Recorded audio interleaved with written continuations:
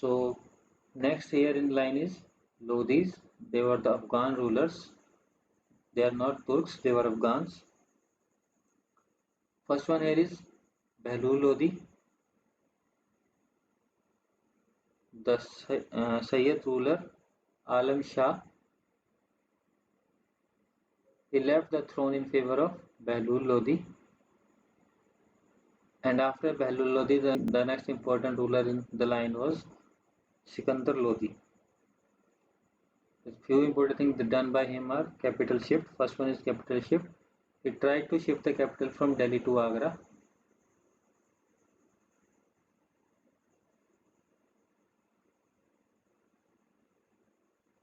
And Agra is also the city founded by Sikandar Lodi. Agra founded by Sikandar Lodi.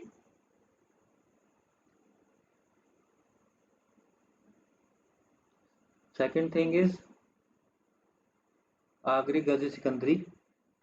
It is basically of 32 digits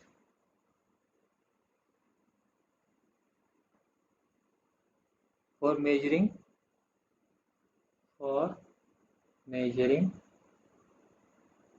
cultivated fields.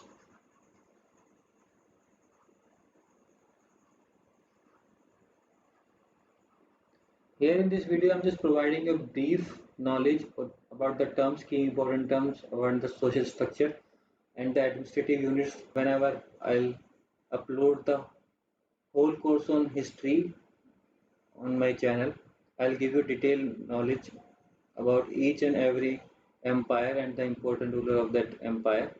So this is just about a brief knowledge about the important terms. Don't worry about that. I'll soon upload or I'll soon give you the lectures about the ancient history, medieval history and modern history on this channel, where you will find the important details or the things you need to know about which ruler and which chapter and what could be asked in exams would be there, so don't worry about that. Next one is Gulrukhi. The term Gulrukhi is used for poems. So Sikandar Lodi used to compose poems in Persian with the pen name Gulrukhi. Gulrukhi was the pen name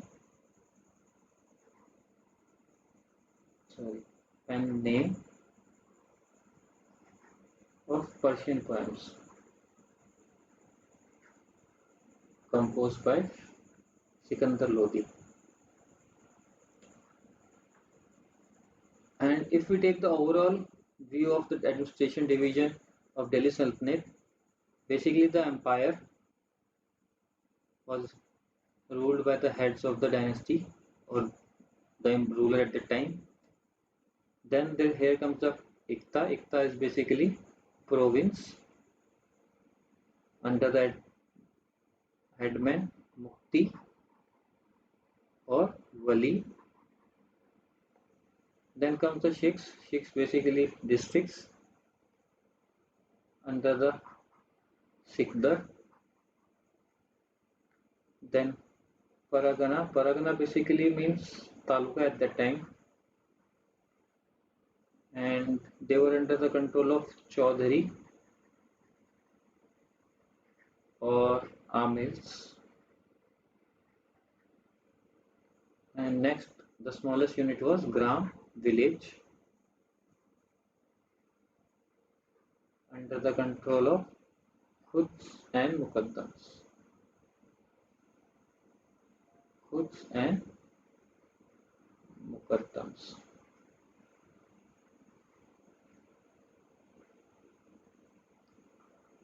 And if we take a look at the Sur Empire established by Sher Shah Suri, which was also an Afghan ruler, according to his rule, he divided empire into iktas.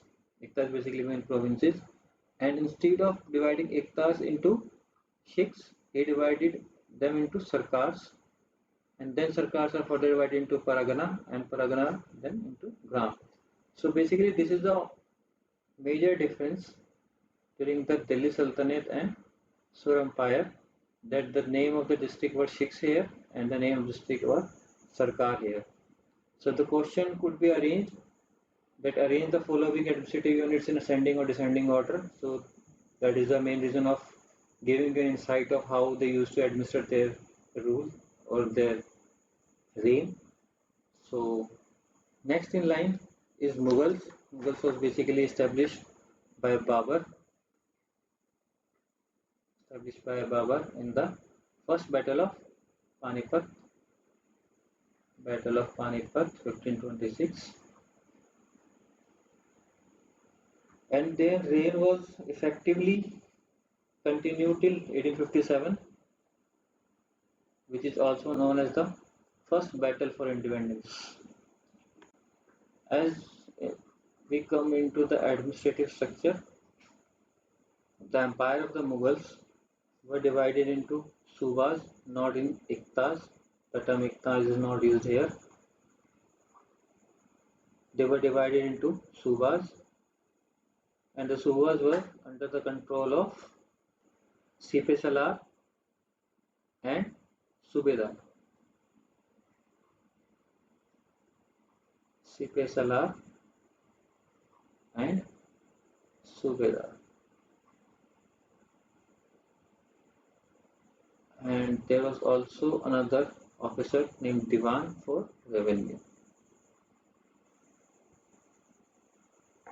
Next is Sarkar, basically district,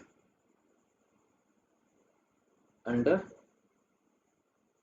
two rulers or two headmen. For administration, there was Faujdar, and for revenue, there was Amalguzar.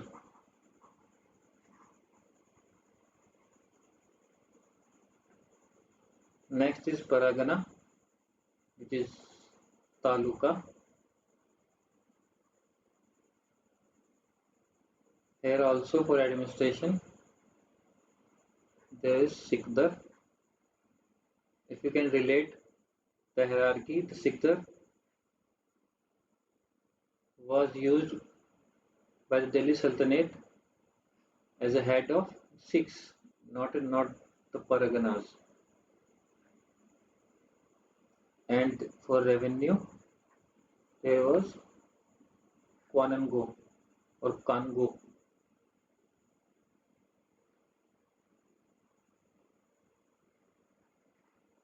The officer of in charge for revenue at Paragana level was Kango, and similarly village Gram under Khuts and Mukaddams. Khuts and Mukaddams. And for village account, there was officer named Patwari. That official post Kango and Patwari is still continuing. Here in modern age, there are also officers named Kango and Patwari who used to work on land record management offices. Other territorial unit during the Mughals were Khalisa. Khalisa basically means royal land. Next one is Jagir. Jagir were the land given for autonomous Rajas or autonomous kings who has accepted the Mughal suzerainty. Rajas. Next is Inams, means gifted lands.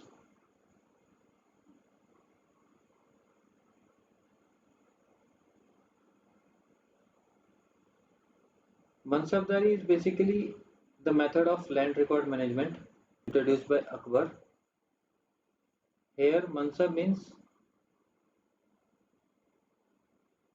rank and Zat means salary.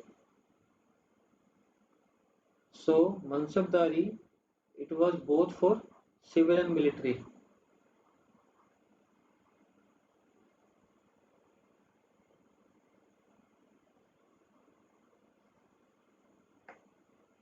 Here in Mansabdari system, higher the Mansabdari means higher the rank of the holder. So it basically deals with the rank of the holder. But Mughal Mansabdari was dual in nature because of the terms Zat and Sawar. Zat basically means personal rank of the official, personal rank of the official,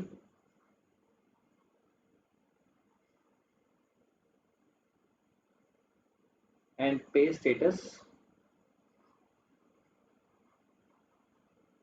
And Sawar means number of horses he has to maintain.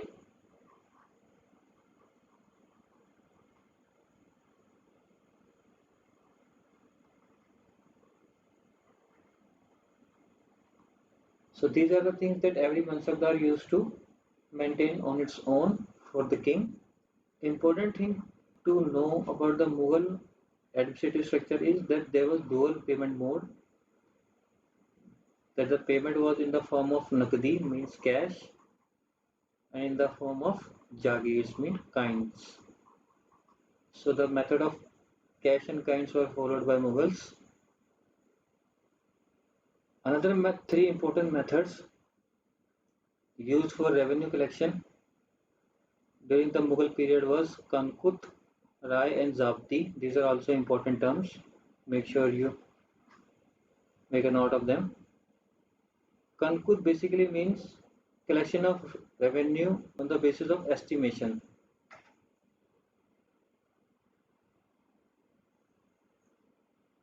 Rai basically means collection of revenue according to yields per unit area.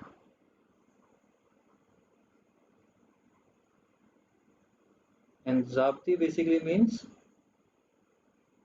collection of land revenue based on the yields of crop, based on based on yields of crops. In the same segment of land revenue collection, methods followed by Akbar were, these are also important things, Patai or Ghala, Ghala Bakshi, Dhasala and Nasak. So Akbar used to follow this method for land revenue administration. So these are the methods of land revenue administration followed by Akbar. First one is Batai or Ghala Bakshi. This is the most important and oldest method of land revenue collection. This is the most common and oldest method. Here the produce divided between peasant and state in a fixed proportion. So according to this method, the produce divided between peasant and state in fixed proportion. There would be no arbitrariness. Next one is Dhasala. Dhasala basically means average produce of different crops plus or in addition to it average prices prevailing over the last 10 years. Here the Dha means last 10 years. So Dhasala system basically means average produce of different crops in the last 10 years. Next is Nasak. Nasak is basically used for rough estimation or rough calculation. Here the Nasak means rough calculation of the amount payable by peasant on the basis of what he had been paying in the past. Rough calculation on the basis of past pay. What he was been paying in previous year. Past paying.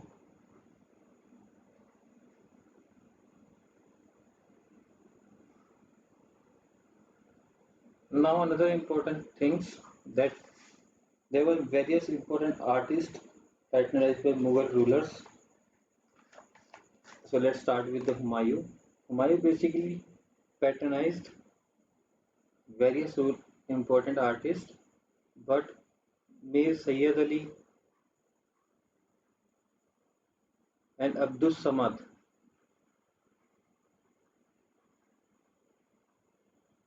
Abdul Samad.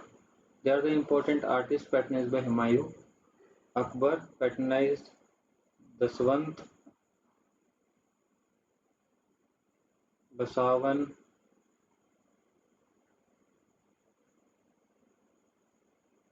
and here Abdul Samad continued. He was also in the reign of Akbar. Next is Jahangir. Jahangir basically patronized Ustad Mansoor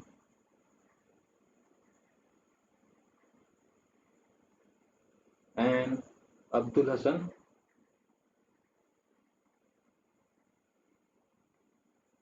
and Bishan Das.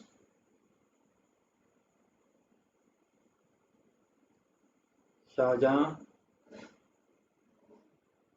the lover of art. In his reign, uh, the text Padsha Nama was written by Abdus Hamid Lahori. This is the important thing to know. It could have been asked and has been asked in exams. Alamgir or Aurangzeb, and he patronized Muhammad Kazim.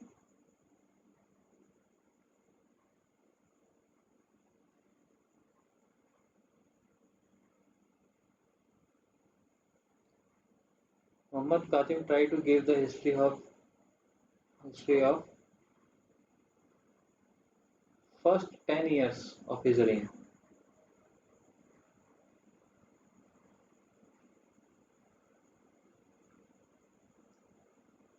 On the contemporary side of Mughals, they were Marathas in the western India side.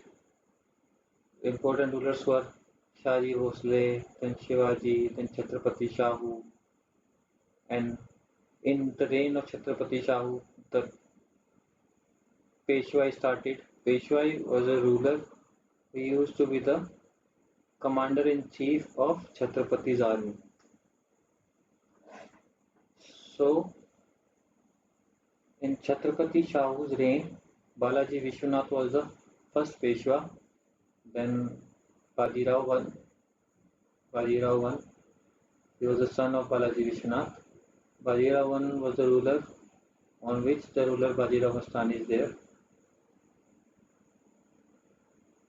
Mastani. Bajirao Mastani movie is on the ruler Bajirao I. Then there is a ruler named Balaji Bajirao, or pet name Nana Sahib. He was also the son of Bajirao I. He was the Peshwa during Third Battle of Panipat. He was the Peshwa during Third Battle of Panipat between Ahmad Shah Abdali and Marathas. Then his son Madhav Rao I,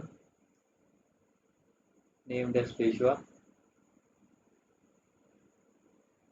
During the reign of Madhav Rao I, Raghunath Rao was the brother of Balaji Bajirao. He wanted to be named as the Peshwa, but Madhav Rao named as next Peshwa, so he became hostile and went against Madhav Rao I. After the death of Madhav Rao I, his brother Narayan Rao became the Peshwa, and after the death of Narayan Rao, his uncle means Raghunath Rao, he became the next Peshwa. And after Raghunath Rao, there was Savai Madhav Rao. Savai Madhav Rao was posthumous son of Narayan Rao. His son Narayan Rao. He became the Peshwa. During his reign, the important official was Nana Fadnavis. Basically, he was the main official who named Savai Madhav Rao as the next Peshwa. And if we come on the administrative structure of Peshwas, the empire was named as Swaraj under Chhatrapati.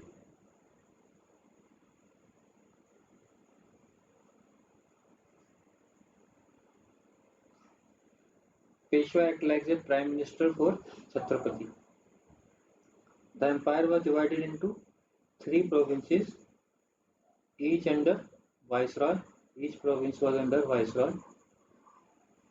Then provinces were divided into prants, in modern terms equal to district.